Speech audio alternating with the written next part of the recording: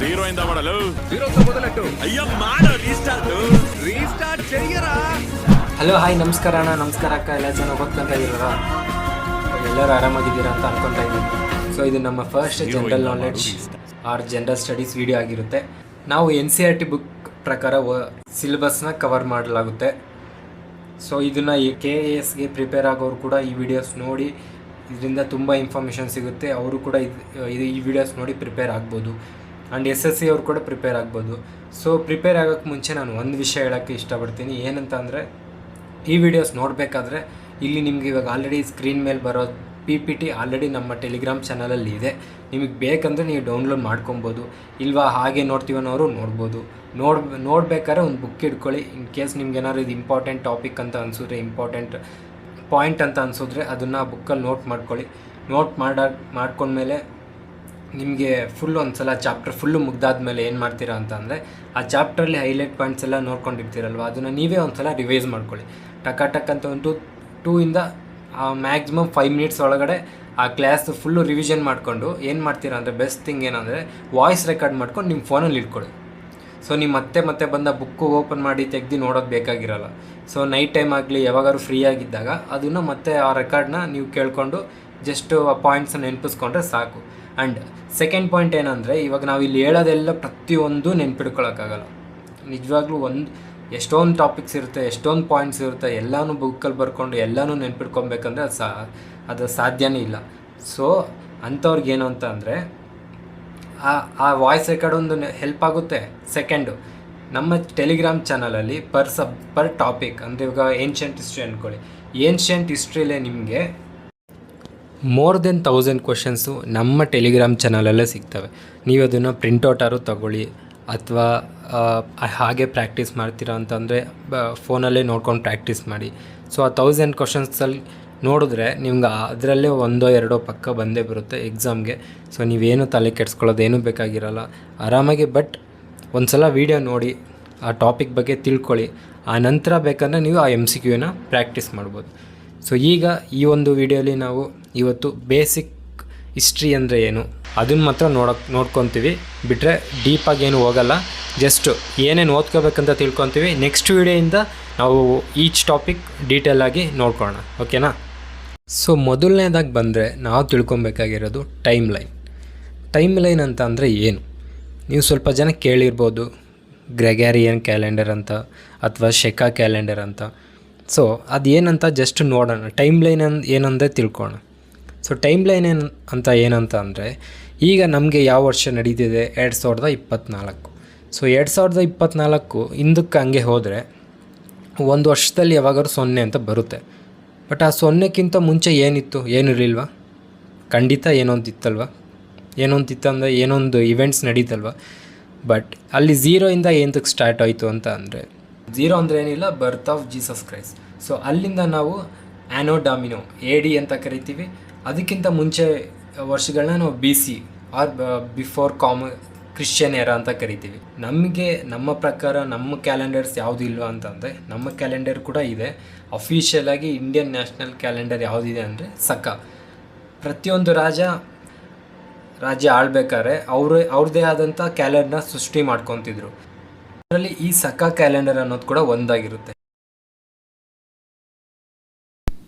ಸಕ calendar 78 ADಯಿಂದ start ಆಗಿರುತ್ತೆ. ಅದಕ್ಕೆ ನಮಗೂ ಮತ್ತು ನಮ್ಮ ಸಕ ಕ್ಯಾಲೆಂಡರ್ಗೂ ಗ್ರೆಗೇರಿಯನ್ ಕ್ಯಾಲೆಂಡರ್ಗೂ 78 ಇಯರ್ಸ್ ಡಿಫ್ರೆನ್ಸ್ ಇರುತ್ತೆ. ನೀವು ಕೇಳಿರ್ತೀರ, ಚೈತ್ರ ಮಾಸ ಅಂತೆ, ಆಷಾಢ ಮಾಸ ಅಂತೆ, ಶ್ರಾವಣ ಮಾಸ ಅಂತೆ, ಪೂಜೆಗಳು ಅದು ಇದು ಮಾಡ್ತಾ ಇರ್ತಾರೆ. ನಮ್ಗೆ ಅದು ಏನಂತಲೇ ಗೊತ್ತಾಗಲ್ಲ. ಅದೆಲ್ಲ ಏನು ಅಂತ ಅಂದರೆ, ನಮ್ಮ ಇಂಡಿಯನ್ ನ್ಯಾಷನಲ್ ಕ್ಯಾಲೆಂಡರ್ ಪ್ರಕಾರ ಅವೆಲ್ಲ ಒಂದೊಂದು ತಿಂಗಳದ್ದು ಹೆಸರುಗಳು ಇಲ್ಲಿ ನೀವು ನೋಡಿದ್ರೆ ನಿಮಗೆ ಗೊತ್ತಾಗುತ್ತೆ. ಸೊ ನಿಮಗೆ ಟೈಮ್ ಲೈನ್ ಅಂತ ಅಂದರೆ ಏನು ಅಂತ ಗೊತ್ತಾಯಿತು. ಈ ಒಂದು ವರ್ಷಗಳು ಹೋಗ್ತಾ ಅದನ್ನು ಒಂದು ಟೈಮ್ ಲೈನ್ ಅಂತ ಕರಿತೀವಿ. ಬಟ್ ಕೆಲವೊಬ್ಬರಿಗೆ ಸೆಂಚುರಿ ಅಂದರೆ ಏನಂತಲೇ ಕರೆಕ್ಟಾಗಿ ಗೊತ್ತಿರಲ್ಲ. ಫಾರ್ ಎಕ್ಸಾಂಪಲ್ 21st ಸೆಂಚುರಿ ಅಂದರೆ ಏನು? ನಿಮಗೆ ಏನು ಕನ್ಫ್ಯೂಷನ್ ಇಲ್ದಂಗೆ ತಿಳ್ಕೊಬೇಕು ಅಂತ ಅಂದರೆ, 21st ಸೆಂಚುರಿ ಅಂತ ಬರೆದ್ರೆ ಯಾರು ಕೇಳಿದ್ರೆ 2100 ಅಂತ ಹಾಕೊಂಬಿಡಿ.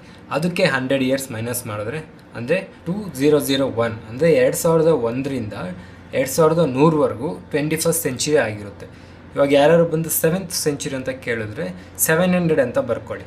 ಸೊ 700 100 ಇಯರ್ಸ್ ಬ್ಯಾಕ್ ಬಂದರೆ 601, 601 7th ಸೆಂಚುರಿ ಸ್ಟಾರ್ಟ್ ಆಗಿರುತ್ತೆ ಅಂತ ಅರ್ಥ.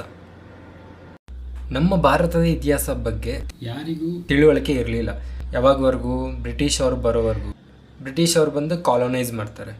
ಕಾಲೋನೈಸ್ ಮಾಡಾದ್ಮೇಲೆ ಅವ್ರ ಜೊತೆಗೆ ಹಿಸ್ಟೋರಿಯನ್ಸ್ ಬರ್ತಾರೆ. ಹಿಸ್ಟೋರಿಯನ್ಸ್ ಬಂದಾಗ ನಮ್ಮ ಭಾರತದ ಇತಿಹಾಸವನ್ನು ತಿಳ್ಕೊಳ್ಳೋಕ್ಕೆ ಪ್ರಯತ್ನಿಸ್ತಾರೆ. ಯಾಕೆ ಅಂತ ಅಂದರೆ ಕಾಲೋನೈಸ್ ಪೀಪಲ್ ಮೈಂಡ್ ಹೇಗಿರುತ್ತೆ ಅಂದರೆ ಅವರೇ ಎಲ್ಲದಕ್ಕಿಂತ ದೊಡ್ಡವರು, ಅವ್ರಿಗಿಂತ ಮಿಕ್ದವ್ರೆಲ್ಲರೂ ಕಮ್ಮಿ ಅನ್ನೋ ತೋರಿಸ್ಕೊಳ್ಳೋಕ್ಕೋಸ್ಕರ ಅವರು ಹಿಸ್ಟ್ರಿ ಬಗ್ಗೆ ತಿಳ್ಕೊಳ್ಳೋಕ್ಕೆ ಪ್ರಯತ್ನ ಪಡ್ತಾರೆ. ಅವರು ನಮ್ಮ ಒಂದು ಇತಿಹಾಸನ 3 ಭಾಗವಾಗಿ ವಿಭಜಿಸುತ್ತಾರೆ. ಯಾವುದ್ಯಾವುದು, ಒಂದು ಏನ್ಷಂಟ್ ಇಂಡಿಯಾ, ಒಂದು ಮಿಡಿವಲ್ ಇಂಡಿಯಾ, ಒಂದು modern India based on religions. Ancient India ಟೈಮಲ್ಲಿ ರಫ್ಲಿ ಒಂದು 7th ಸೆಂಚುರಿ AD ವರೆಗೂ ತೊಗೊಂಡ್ರೆ ಆ ಕಾಲದಲ್ಲಿ ಹಿಂದೂಯಿಸಮ್ ಇನ್ನೂ ಸ್ಟಾರ್ಟ್ ಆಗ್ತಿತ್ತು. ಆ್ಯಂಡ್ ಆ ಕಾಲದಲ್ಲಿ ಇದ್ದಿದ್ದ ರಾಜಗಳು ಎಲ್ಲರೂ ಜೈನಿಸಮ್ ಆಗಲಿ ಬುದ್ಧಿಸಮ್ನ ಫಾಲೋ ಮಾಡ್ತಿದ್ರು. ಆನಂತರ ಮಿಡಿವಲ್ ಇಂಡಿಯಾದಲ್ಲಿ ಮುಘಲ್ಸ್ ಆಗಲಿ ಇನ್ನಿತರ ಇನ್ವೇಡರ್ಸ್ ಎಲ್ಲರೂ ಭಾರತಕ್ಕೆ ಬರ್ತಾರೆ. ಸೊ ಅದೊಂದು ಪಾರ್ಟ್ ಆಗಿರುತ್ತೆ. ಆನಂತರ ಮಾಡರ್ನ್ ಇಂಡಿಯಾ ಎಕ್ಸಾಕ್ಟಾಗಿ 1707 ಔರಂಗಜೇಬ್ ಸತ್ತ ನಂತರ ಮತ್ತೆ ನಮ್ಮ ನಂತರ ಮುಘಲ್ ಎಂಪೈರ್ ಅನ್ನೋದು ಡಿಕ್ಲೈನ್ ಆಗ್ತಾ ಇರುತ್ತೆ. ಈ ಫಿಲಾಸಫಿ ಎಲ್ಲ ಯಾರ ಪ್ರಕಾರ? ಈ ಫಿಲಾಸಫಿ ಎಲ್ಲ ಬ್ರಿಟಿಷ್ ಅವರ ಪ್ರಕಾರ. ಬಟ್ ನಮ್ಮ ಇಂಡಿಯನ್ಸ್ ಏನು ಹೇಳ್ತಾರೆ ಅಂತ ಅಂದರೆ 7th ಸೆಂಚುರಿವರೆಗೂ ನಮ್ಮ ಭಾರತದಲ್ಲಿ ಪೊಲಿಟಿಕಲ್ ಯೂನಿಟಿ ಅನ್ನೋದಿತ್ತು. ಇಡೀ ಇಂಡಿಯಾದಲ್ಲಿ ಇಲ್ಲ ಅಂದರು, ಅಟ್ಲೀಸ್ಟ್ ನಾರ್ತ್ ಸೈಡಲ್ಲಿ ಇತ್ತು. ಅದಕ್ಕೋಸ್ಕರ ಅವರು ಇದನ್ನು ಏನ್ಷಂಟ್ ಇಂಡಿಯಾ ಅಂತ ಕರೀತಾರೆ ಅಂತ ಹೇಳ್ತಾರೆ. ಆನಂತರ ಭಾರತದಲ್ಲಿ ಹಲವಾರು ರಾಜ್ಯಗಳು ಡೈನಾಸ್ಟೀಸ್ಗಳು ಬರೋದು ಸ್ಟಾರ್ಟ್ ಆಗುತ್ತೆ. ಅದಕ್ಕೋಸ್ಕರ ಅದನ್ನು ನಾವು ಮಿಡಿವಲ್ ಇಂಡಿಯಾ ಅಂತ ಕರಿತೀವಿ. ಆನಂತರ ಬ್ರಿಟಿಷರ್ ಬರ್ತಾರೆ. ಅವ್ರು ಬ್ಯಾಟಲ್ ಆಫ್ ಪ್ಲಾಸಿ ಆಗಲಿ ಬ್ಯಾಟಲ್ ಆಫ್ ಬಕ್ಸರ್ ಆಗಲಿ ನಡೆಯುತ್ತೆ. ಆ್ಯಂಡ್ ಅವ್ರಿಗೂ ಭಾರತನ ಕಬ್ಜಾ ಮಾಡೋಕ್ಕೆ ಸ್ಟಾರ್ಟ್ ಮಾಡ್ತಾರೆ. ಸೊ ಈ ಒಂದು ಕಾಲನ ಆ್ಯಂಡ್ ಭಾರತಕ್ಕೆ ಅವಾಗ ಮಾಡರ್ನ್ ಟಚ್ ಕೂಡ ಬರುತ್ತೆ. ಸೊ ಈ ಒಂದು ಕಾಲನ ನಾವು ಮಾಡರ್ನ್ ಇಂಡಿಯಾ ಅಂತ ಕರಿತೀವಿ. ಹಾಗಾದರೆ ಏನ್ಷಂಟ್ ಇಂಡಿಯನ್ಗೂ ಮುಂಚೆ ಏನು ಇರಲಿಲ್ವ ಅಂತಂದರೆ ಇತ್ತು. ನಮಗೆ ಹಿಸ್ಟ್ರಿ ಬಗ್ಗೆ ತಿಳ್ಕೊಬೇಕಂದ್ರೆ ನಾವು ಫಸ್ಟು ಕ್ರೊನಾಲಜಿ ತಿಳ್ಕೊಂಡ್ರೆ ನಮಗೆ ಪ್ರತಿಯೊಂದು ಈಸಿ ಆಗುತ್ತೆ. ಏನ್ಷಂಟ್ ಇಂಡಿಯಾಕ್ಕೂ ಮುಂಚೆ ಏನಾಗ್ತಿತ್ತು, ಆವಾಗಿಂದ ಏನು ಯಾವ ಕಾಲಗಳಿತ್ತು, ಆವಾಗ ಪೀಪಲ್ ಹೇಗಿದ್ರು ಅದೆಲ್ಲ ನೋಡ್ಕೊಂಬರೋಣ. ಸೊ ಕ್ರೊನಾಲಜಿಯಿಂದ ನಿಮಗೆ ತುಂಬ ಹೆಲ್ಪ್ ಆಗುತ್ತೆ. ಕ್ರೊನಾಲಜಿ ತಿಳ್ಕೊಂಡ್ರೆ ನಮಗೆ ಎಲ್ಲನೂ ಈಸಿ ಆಗುತ್ತೆ. ಸೊ ಕ್ರೊನಾಲಜಿ ಏನು ಅಂತ ಒಂದು ಸಲ ನೋಡೋಣ. ಕ್ರೊನಾಲಜಿ ಏನಿಲ್ಲ, ಟೈಮ್ ಲೈನ್ ಅಂದರೆ ಏನ್ಷಂಟ್ ಇಂಡಿಯಾಕ್ಕೂ ಮುಂಚೆ ಏನಿತ್ತು, ಅದಕ್ಕೂ ಮುಂಚೆ ಮನುಷ್ಯರು ಎಲ್ಲಿಂದ ಬಂದರು, ಮಾನವರು ಯಾವಾಗಿಂದ ಸಂಚಾರ ಮಾಡೋಕ್ಕೆ ಸ್ಟಾರ್ಟ್ ಮಾಡಿದ್ರು ಅಂತ ನೋಡಿದ್ರೆ ನಮಗೆ ಫಸ್ಟ್ ಬರೋದು ಪ್ಯಾಲಿಯೋಲಿಥಿಕ್ ಏಜ್.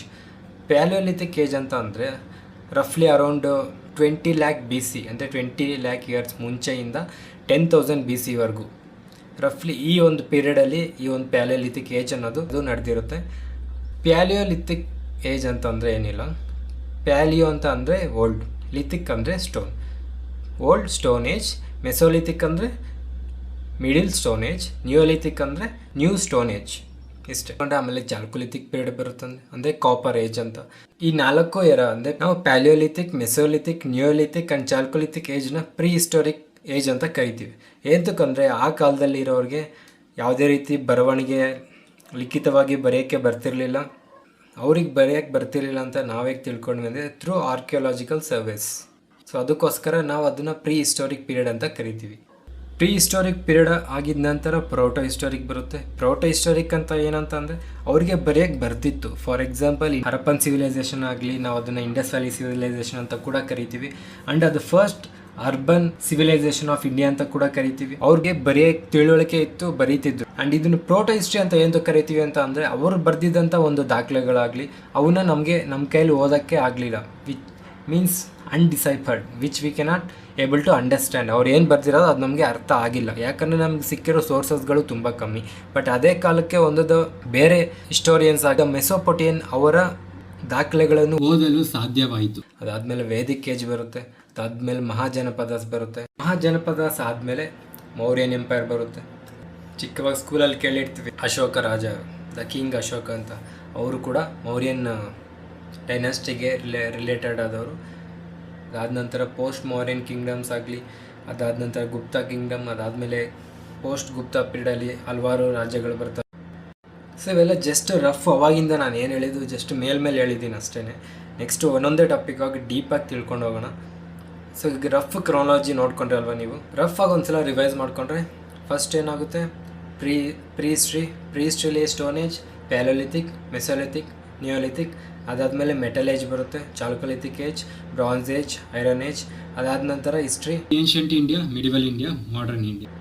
ಯಾರಿಗಾದರೂ ವೀಡಿಯೋ ನಂಬರಲ್ಲಾಗಲಿ ಅಥವಾ ವೀಡಿಯೋಸ್ ಏನಾದ್ರು ಕನ್ಫ್ಯೂಷನ್ ಆಗಿ ಅನ್ನಿಸ್ತಿದೆ ಅಂತ ಅಂದರೆ ಚಾನಲಲ್ಲಿ ಪ್ಲೇಲಿಸ್ಟ್ ಇದೆ, ಅಲ್ಲಿ ಹೋಗಿ ನೋಡ್ಕೊಳ್ಳಿ. ಇಲ್ಲಾಂದರೆ ಟೆಲಿಗ್ರಾಮ್ ಚಾನಲ್ಗೆ ಹೋದರೆ ಅಲ್ಲಿ ಇಂಡೆಕ್ಸ್ ಸಿಗುತ್ತೆ, ಯಾವತ್ತು ಯಾವ ವೀಡಿಯೋ ಎಲ್ಲ ಅಲ್ಲಿದೆ. ಸ್ಟಾರ್ಟಿಂಗಿಂದ ಪ್ರಿಪೇರ್ ಆಗೋರು ಟೆಲಿಗ್ರಾಮ್ ಚಾನಲಲ್ಲಿ ಇಂಡೆಕ್ಸ್ ಡೌನ್ಲೋಡ್ ಮಾಡ್ಕೊಳ್ಳಿ. ಇಂಡೆಕ್ಸಲ್ಲಿ ಯಾವತ್ತು ಏನೇನು ಓದ್ಕೊಬೇಕಂದು ಪೋರ್ಷನ್ ಇರುತ್ತೆ, ನೋಡಿಕೊಂಡು ಸ್ಟಾರ್ಟ್ ಮಾಡಿ. ಸೊ ಈ ವಿಡಿಯೋಗೆ ಇಷ್ಟೇ. ನೆಕ್ಸ್ಟ್ ವಿಡಿಯೋಯಿಂದ ಒಂದೊಂದೇ ಟಾಪಿಕ್ ಡೀಪಾಗಿ ತಿಳ್ಕೊಂಡು ಹೋಗೋಣ. Thank you. ನನ್ನ ಹೆಸರು ತೇಜ. ಬಾಯ್.